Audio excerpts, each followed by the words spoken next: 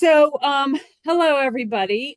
Just for information's sake, we were originally going to hold the meeting this evening with Bill McCormick, the vice chair of the meeting, running the meeting, but unfortunately, he is not feeling well and was unable to attend. And our board chair is currently out of town. So, in conversing with Jonathan, our board chair, he said I could run the meeting. So that is what I am doing. Um, so welcome everybody. First and foremost, we have the minutes from the July, look, I don't even know what the date was, the July 14th meeting. And I guess, is there a motion to approve those minutes?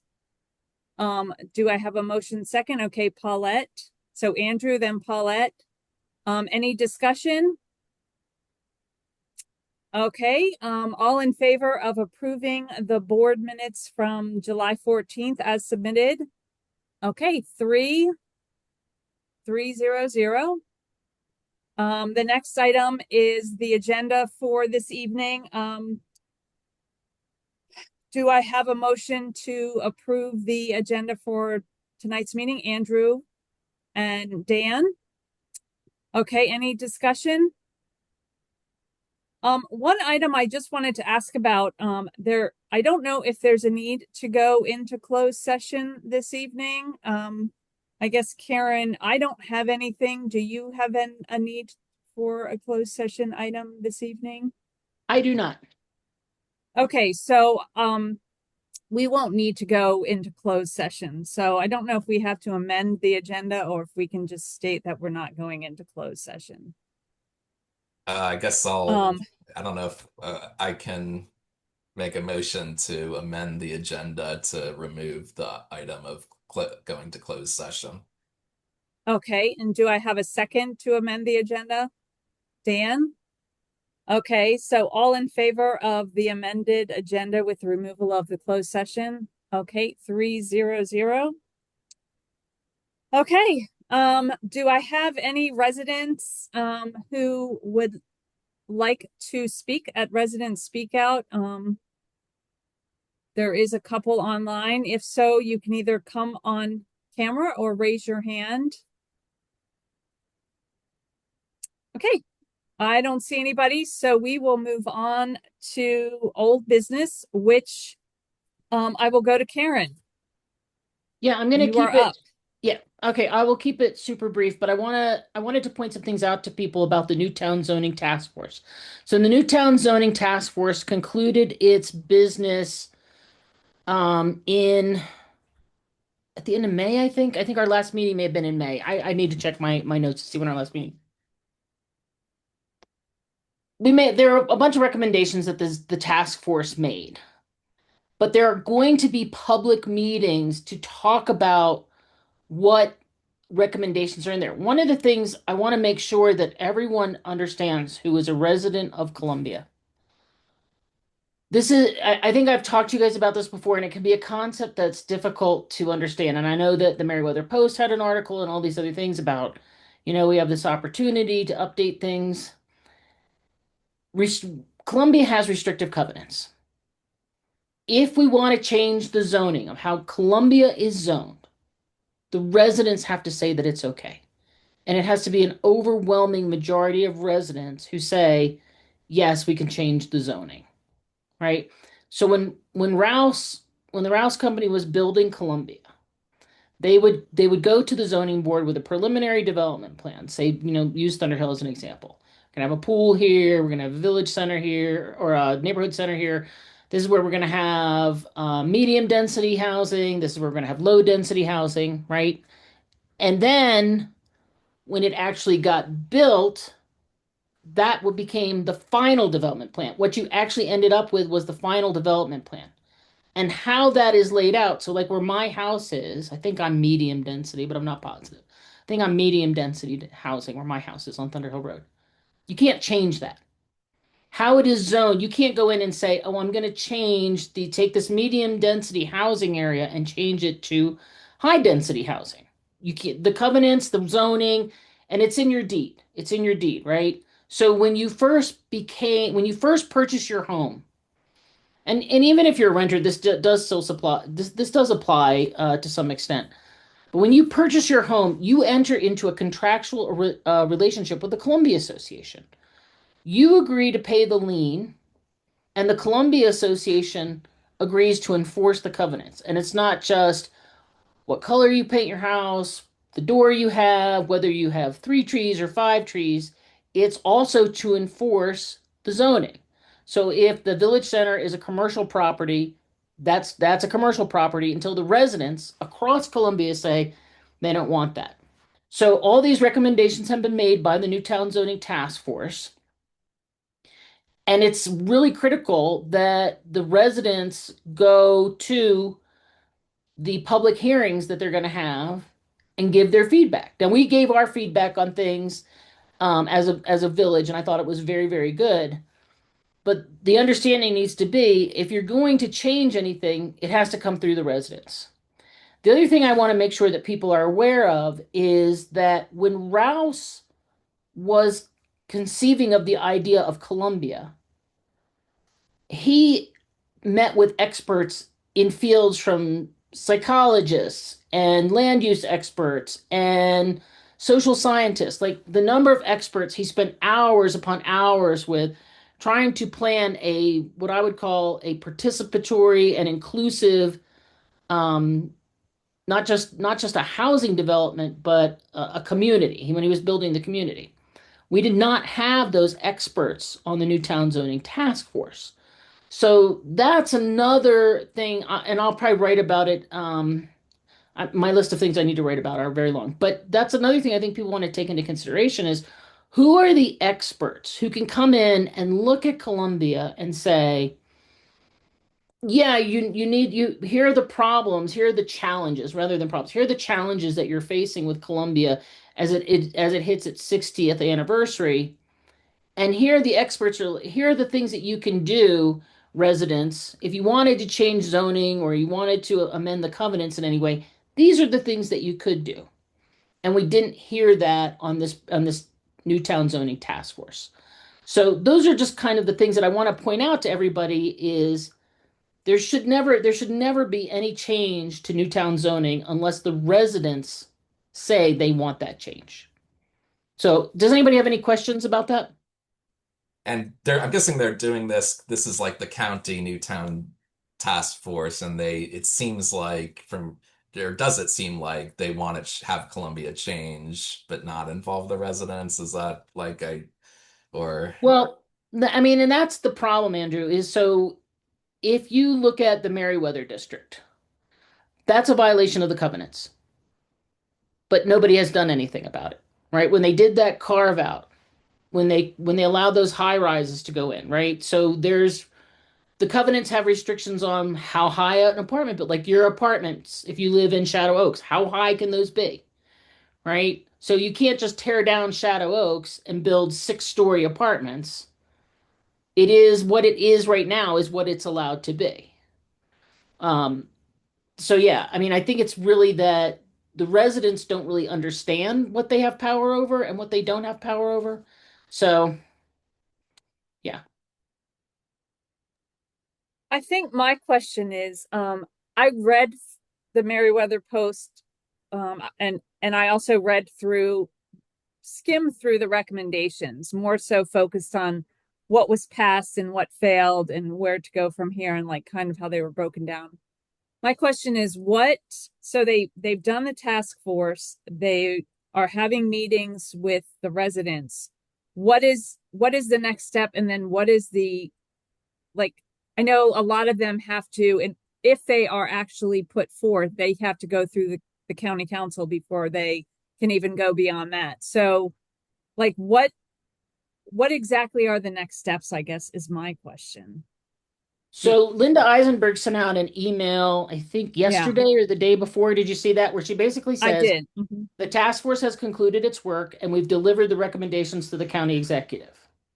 Right. Then the county executive, I believe, next takes them to the county council because the county council is also the zoning board. So if you're going to make changes to zoning, it has to go through the county council. And this is where the public hearings will take place, right? So the county council will have to have hearings on these recommendations and whether or not they'll adopt them.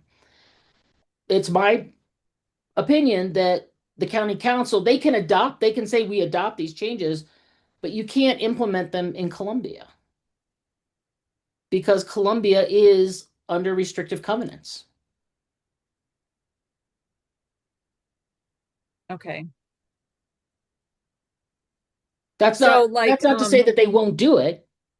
That's my point about the Meriwether district. So even though we're under restrictive covenants, yeah, they still violated the covenants when they built the Meriwether. They said it's a carve out. Well, you can't do a carve out, but they did. like, well, like for example, one of them had to do with the village centers and the village boards and the oversight they have on like the development of the village centers.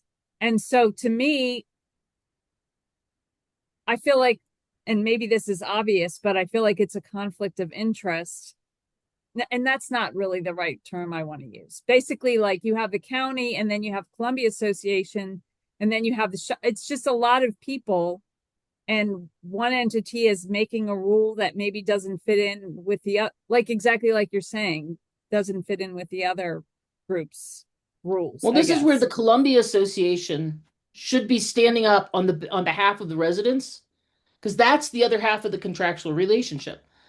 The Columbia Association should be saying to the county council, you do not have the right to do this unless a supermajority of the residents say they're okay with it.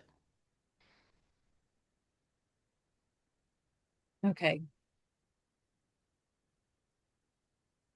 So sorry, I have a lot of questions. I did a lot of reading.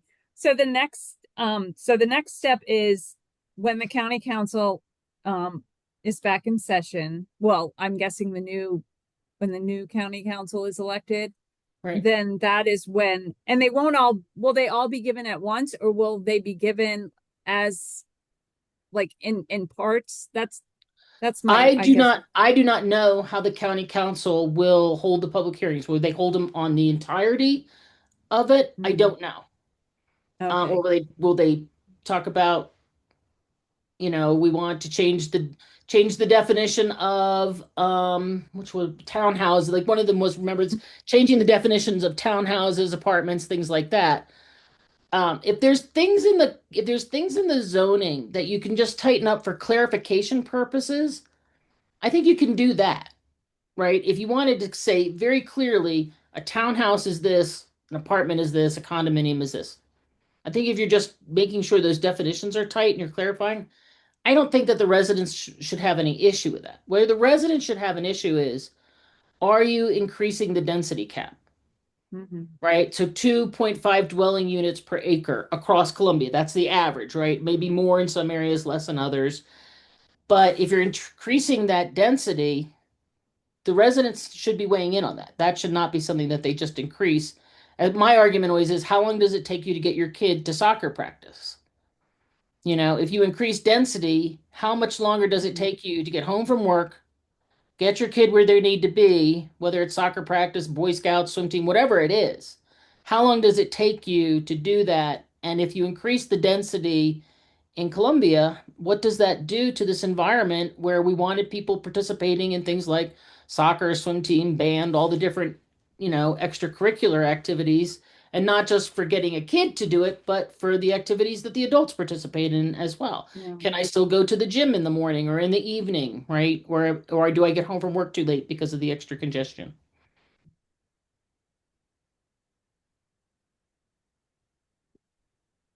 Does anybody else have any questions for Karen? All right. Well, thank you, Karen. And Thank I you. guess once those meetings come about and they'll let us know and we'll share them with the community. So, I think it's super important that that gets shared. Yes. yeah.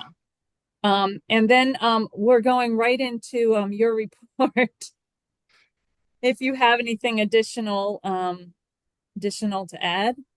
Are we doing Columbia Council report now? I don't have the agenda up in Yes. front of me. So Yes. I wanna make sure people are paying attention. Obviously, I'm not sitting in the boardroom, and last Thursday I was traveling, so I caught up with Eric Greenberg, who did attend the meeting.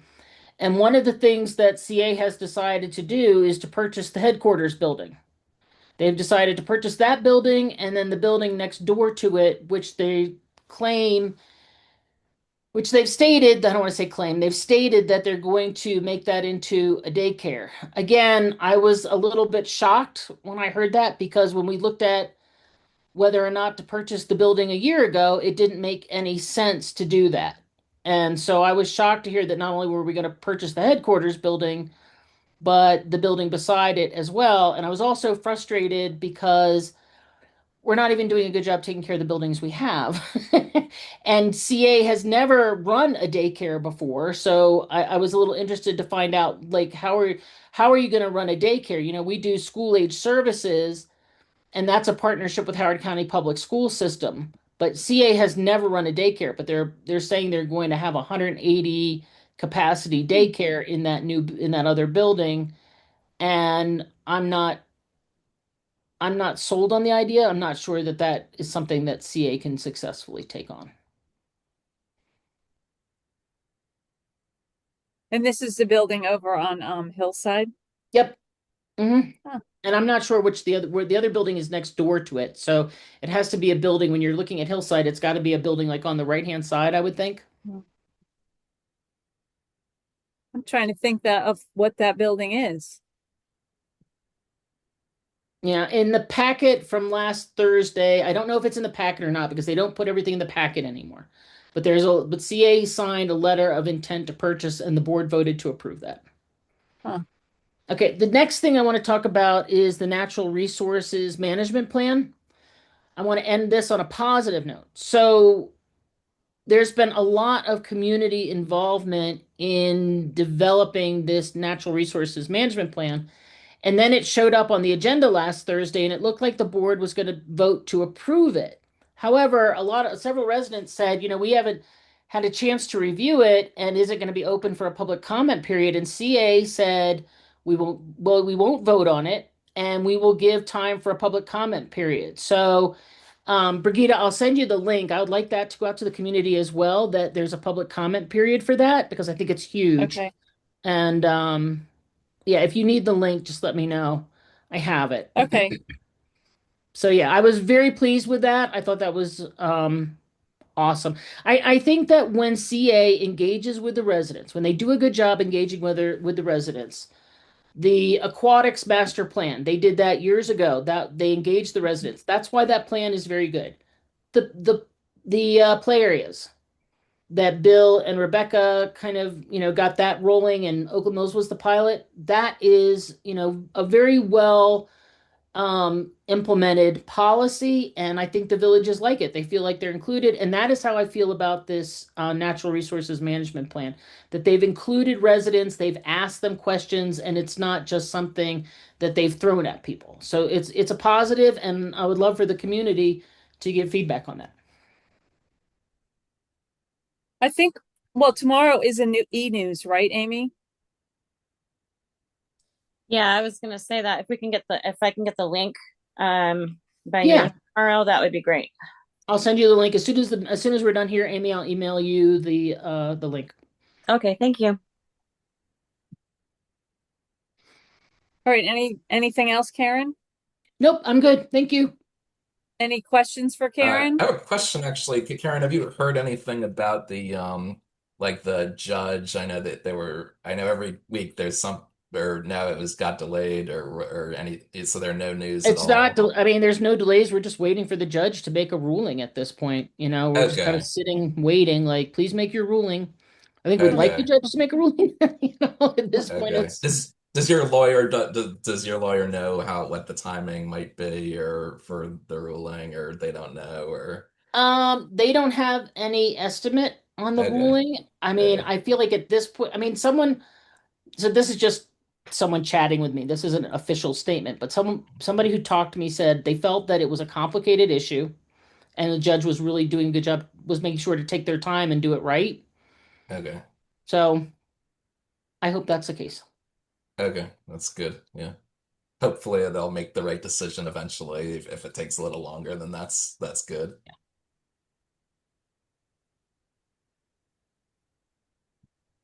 All right. Well, I guess we are on to, thank you, Karen. We are on Welcome. to my report.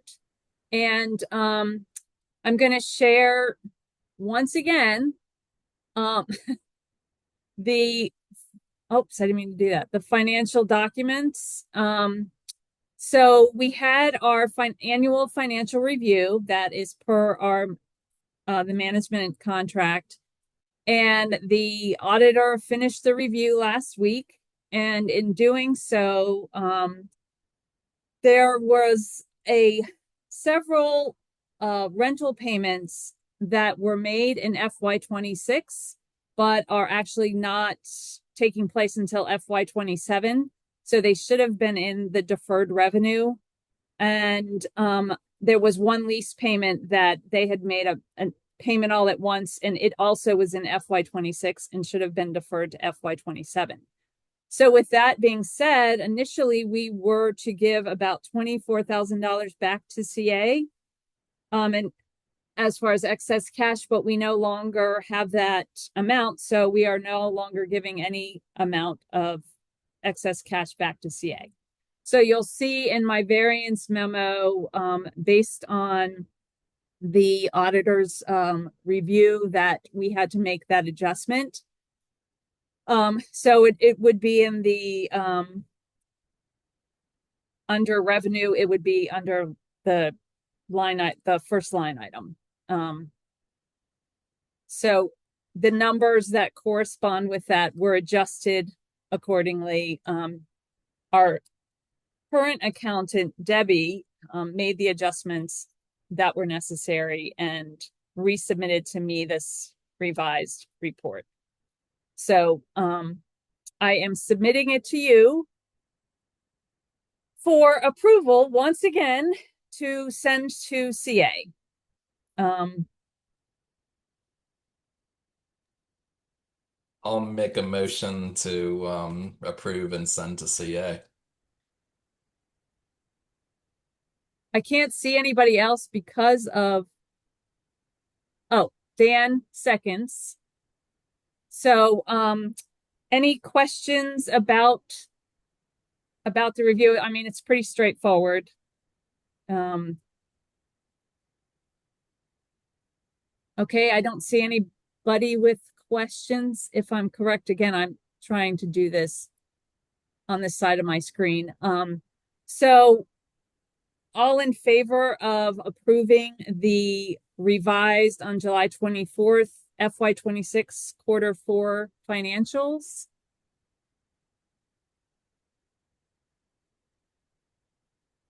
I have 1, 2, 3. So 300. Thank you. And the other item on my manager's report, like I said, the financial review is complete. So I forwarded to the board today the draft version of the feedback from the accounting firm that we were working with, and basically everything was in line with proper accounting principles. So there's a breakdown of it in the review. So I'm required to show it to all you. If there's any questions, I should answer it. And once you've had a chance to review it, then I would send it to her to finalize and then we would submit it to CA. So I guess before I go on to the rest of my manager's report, I think I have the most stuff today. I also sent, or Amy sent to you, and for some reason it did not come up, but the 990 for review. Debbie just sent it to me today. And I'm pulling it up. I'm sorry, it's taking so long. I thought I had it pulled up.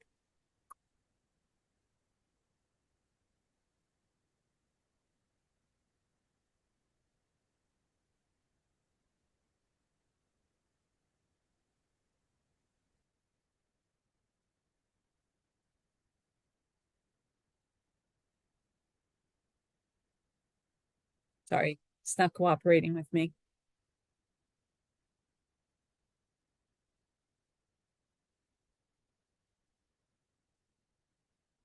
Okay, so I don't know if you all have had an opportunity to look at this. I know it was sent kind of later in the day. But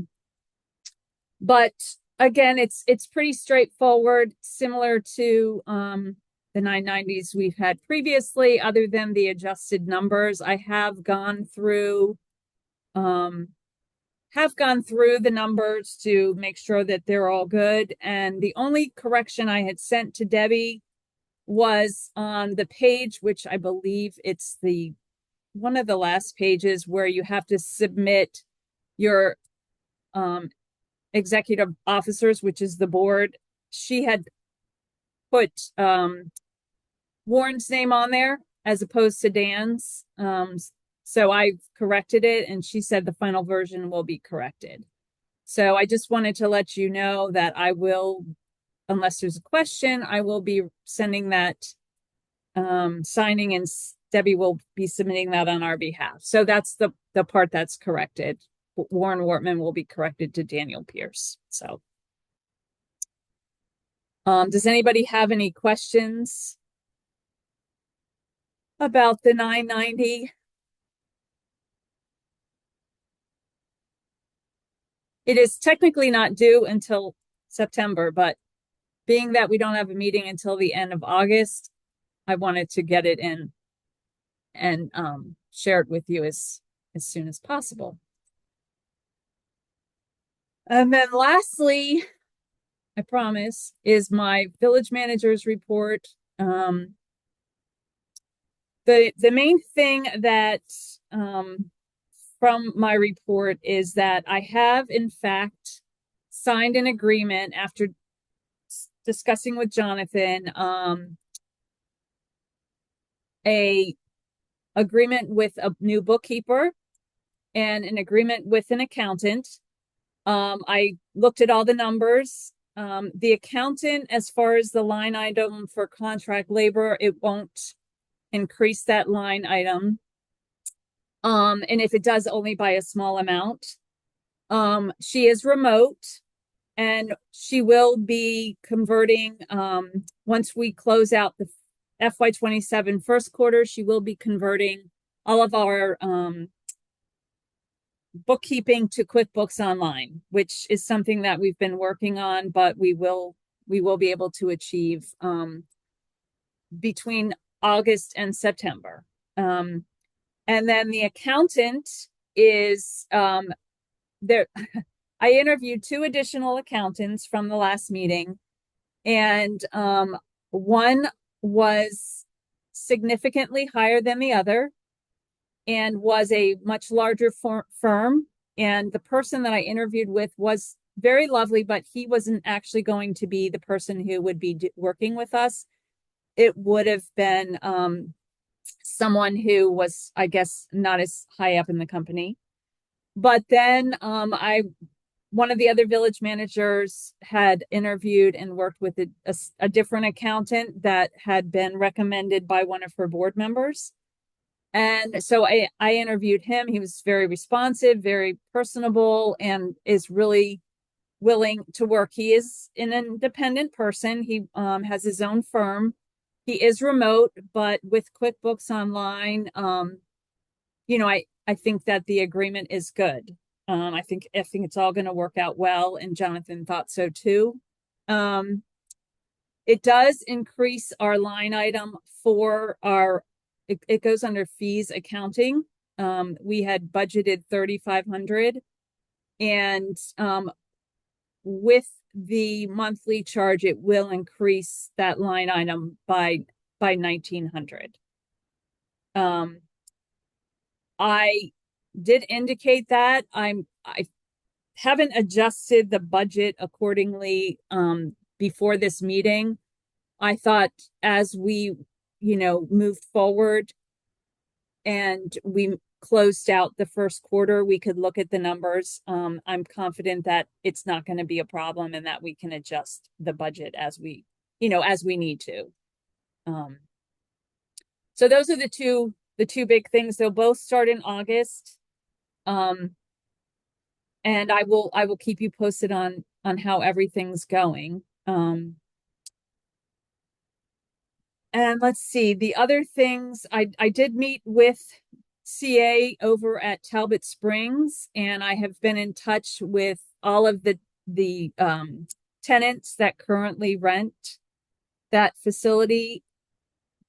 CA is looking to begin right after Labor Day, and it goes through November. The two churches, I have moved them over to Stevens Forest, and they will have all of their items moved out of the center by the end of August, as will the daycare. And the daycare, I haven't put together a new lease, as I'm still working that out, but they are aware that they need to have everything moved out. So that is exciting. And I think it's going to look really nice in there. And as far as the board, I know some of you have responded, but I did send out an invitation for the September 13th jazz concert. If you could let me know as soon as possible if you are planning on attending, so I can keep your ticket aside. And then lastly, just as a note, I will be out of the office August 5th through August 15th. I will have my laptop, but I will be during the day traveling on the road. So for a good part of that, I'm driving my son out to California, so I won't necessarily be able to respond to emails right away. But of course, Ellen will be in the office. And I know Amy will be in there part of the time, but she'll be out as well. So if we don't get back to you right away, we're not ignoring you. We're just all in miscellaneous places. Yeah, I'm actually going to be at a state park and I don't know what my reception will be. So, right. Yeah. So, but I think that's it. Sorry it was so long. I've been doing a lot of financial work this week. Does anybody have any questions? Oh, I'm good. Okay. Well, then the next item I think is committee reports. So, Andrew, do you have anything for a committee report? Yeah, actually, about a month ago, there was kind of a little interesting case. There was a person who was supposed to close on a new home about 3 days after the RAC meeting, and the house had not gotten a letter of compliance. The only thing that was missing was the color of the deck, and so kind of the application wasn't in time for that meeting, but we agreed to kind of informally take a look at it, and then when I pulled up photos online that were all over like Redfin, the color was almost completely identical to just natural wood color, so there was no realistic way we could have denied the application. So we gave verbal authorization to just we would approve it. And then it came in the next meeting formally, and we did approve it at that time. So we kind of were able to help out a nervous first time home buyer, which was nice. So, but other than that, no other issues. So, all right. Well, thank you. Dan, do you have anything? It was a few weeks ago, but with all these tournaments that have been happening at Blandair Park, I've basically taken on myself to go by there every day and just kind of see how everything's going. And I've had to almost get into fights with at least like a dozen parents from like Massachusetts and other places that just like to park on the islands in the parking lots, and they park on the grass and they park on the trail. So I've called the police non-emergency number a couple dozen times. I've tried escalating it up to Parks and Rec. They won't do anything. They park rangers explicitly have stated that they were told not to give tickets to people. I heard nothing back from the police non-emergency number. So if it keeps happening, you're going to see me on the news for deflating people's tires when they're parked illegally. So I'll just leave it at that. But besides that, now everything seems to be just fine. It's always out of state people don't seem to have any interest in parking at the high school for the overflow lot. They haven't finished the parking lot that's adjacent to the new basketball court and skate park area. So I'd like to think that it would be better when that's open, but at the same time, I have no faith in these lacrosse tournament people, and I've been very disappointed with their attitude about it. So that's all I got. They've just been a pain in my ass, and I've tried to been a pain in theirs. So Dan, I will tell you, last meeting, Jonathan, having seen those exchanges, he did tell me to make a note that when the new county council is there, that and the new county executive, that is one of the issues that we definitely need to bring up, like right off the bat. So I have a little sticky note with a star next to it to ensure that happens right at the get-go. yeah, because I've talked with these people directly, and because I saw someone, they parked and they were just getting out of the car casually, and I'm just like, do you park on like the islands at your own parks at home? Do you just mount the curb whenever it's slightly inconvenient for you? And I don't know. We'll just say that choice words were used, and violence was certainly threatened at some point in time. Not necessarily by me, but I'm just disappointed with the attitude, specifically of these lacrosse parents that come in.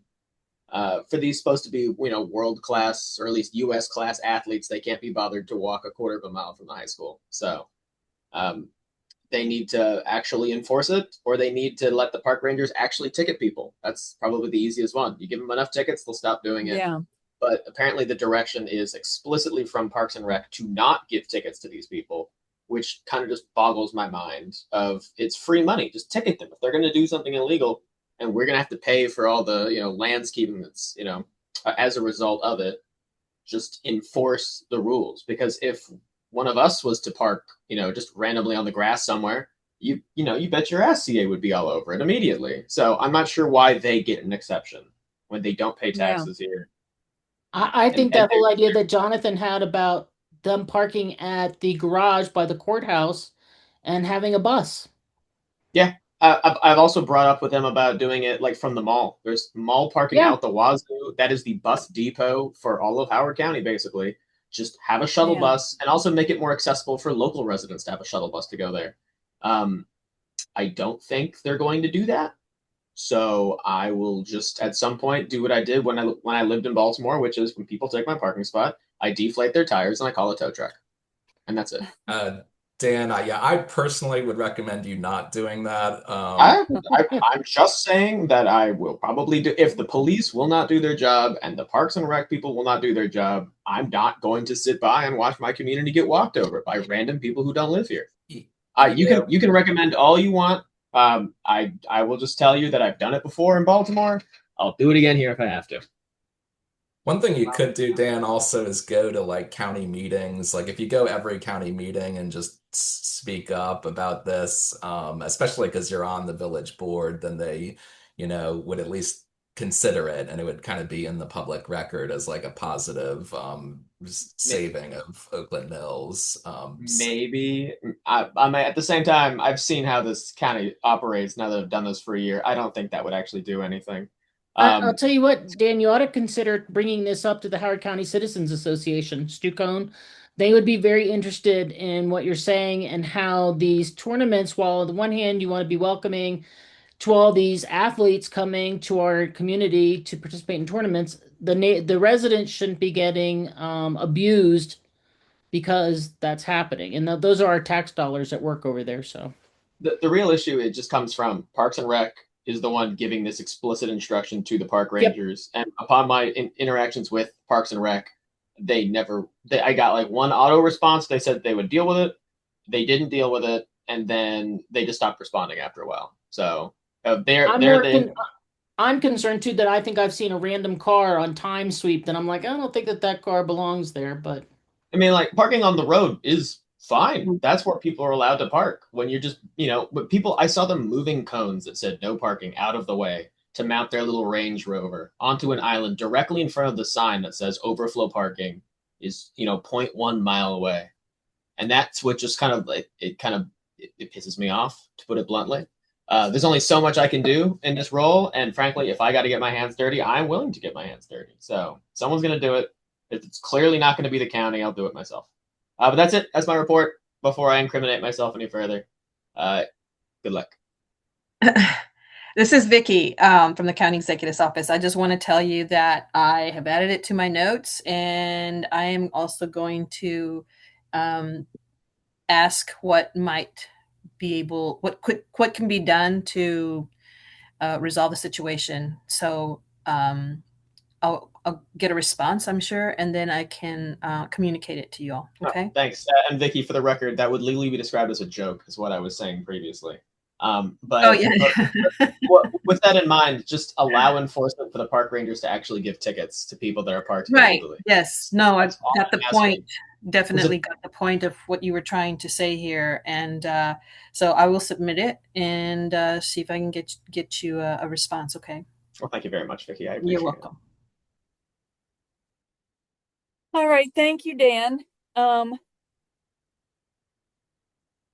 Paulette, do you have anything from the tenant committee? Hi, yes. I just want to say that I'm getting some traction in Autumn Crest with trying to get the tenants involved. So I'm actually getting more and more tenants that I'm talking to now. So that's a good thing. That That's is a about good it. thing. Mm-hmm. All right. Well, thank you, Paulette. And I think at that we are on to bulletin board. So I'm just going to go around from how you are on my screen, which to my left is Amy up in the top corner. Yeah, I don't have anything. Andrew. Nothing. Karen. Yeah, I'm going to Lavinia's on the 13th for the jazz and the Mills thing, and I'm excited. I only took the one ticket, so I hope I'll see some other board members there, so I have some people to sit with. Well, I'll be there, Karen. Okay. Dan. Yeah, I got nothing other than my rant. All right. And Paulette. I don't have anything. All right. Well, thank you all for being here. The weather seems to have got much better than what I thought it was going to be, but I think everything worked out in the end. So thank you all very much, and have a good evening. Thank you, Brigida. Yeah, good evening, guys. Thank Bye-bye. you. Good night. Running. Good night.